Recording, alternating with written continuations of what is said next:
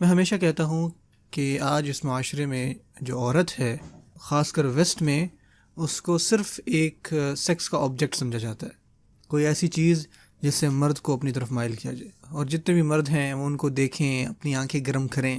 سو جب آپ اس طرح کی عورت راستے میں دیکھتے ہیں تو پھر آپ اپنی بیوی کو اپریشیٹ نہیں کرتے.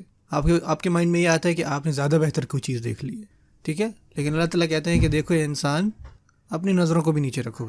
اگر وہ ایسا کر رہی ہیں نا تو تم کم از کم اپنی آنکھیں نیچے رکھو. آپ کو پتہ ہے ایک بہت زبردست کہانی تھی، ہمارے ایک مشائخ نے جو ہے اس کو سنایا. انہوں نے کہا کہ انہوں نے ایک آدمی کا قصہ سنایا ہمیں امریکہ میں. وہ جو ہے ماشاءاللہ کافی مذہبی تھا اور دعوت و تبلیغ میں کافی تھا وہ. سو ایک دفعہ وہ لفٹ میں داخل ہوا. سو جب وہ لفٹ میں تھا تو لفٹ جو ہے ایک دوسری منزل پہ جا کے رک گئی اور اس میں خاتون داخل ہوئی. تو اس نے اپنی نظر نیچے کی اور اس نے اس کی طرف نہیں دیکھا. تو وہ جو اس عورت ہے اس کو یہ بات ہضم نہیں ہوئی.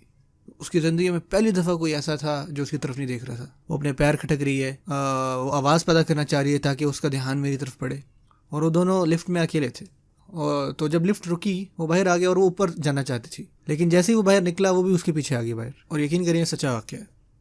اس کے پیچھے آئی اور اس نے اس کو یہ بات کہی کہ کیا سنو، مجھے یہ بات تمہاری بہت بری لگی ہے کہ میں بہت بری ہوں تمہارے لیے، تو کیا تمہاری نظریں جو ہے وہ میری طرف آ ہی نہیں رہیں. اور یقین کرے وہ اپنی طرف سے آنیسٹ تھی، کیونکہ اس طرح وہاں پہ ایک عورت کو ٹرین کیا جاتا ہے کہ آپ کو تقریباً اپنی اداؤں سے کسی بھی مرد کو جو ہے اپنی طرف مائل کرنا ہے.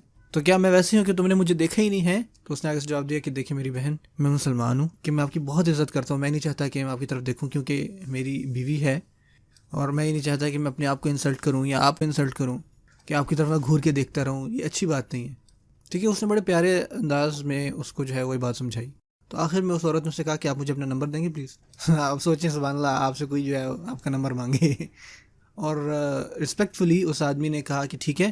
تو اس نے سوچا کہ میں جو ہے اپنی وائف کو اس کے ساتھ جو ہے وہ کنیکٹ کر دوں گا تاکہ کچھ اصلاح ہو سکے. تو ہوا یہ کہ کچھ وقت بعد اس عورت نے اسلام قبول کر لیا. تو پھر اس نے یہ کہا کہ اسلام نے مجھے آزاد کر دیا ہے اس انسان سے جو گھر سے نکل ہی نہیں سکتا تھا جب تک وہ آدھا گھنٹہ شیشے کے سامنے گزار نہ لے، اور جب تک وہ اتنے سارے پیسے ڈیزائنر کپڑوں پہ لگائے.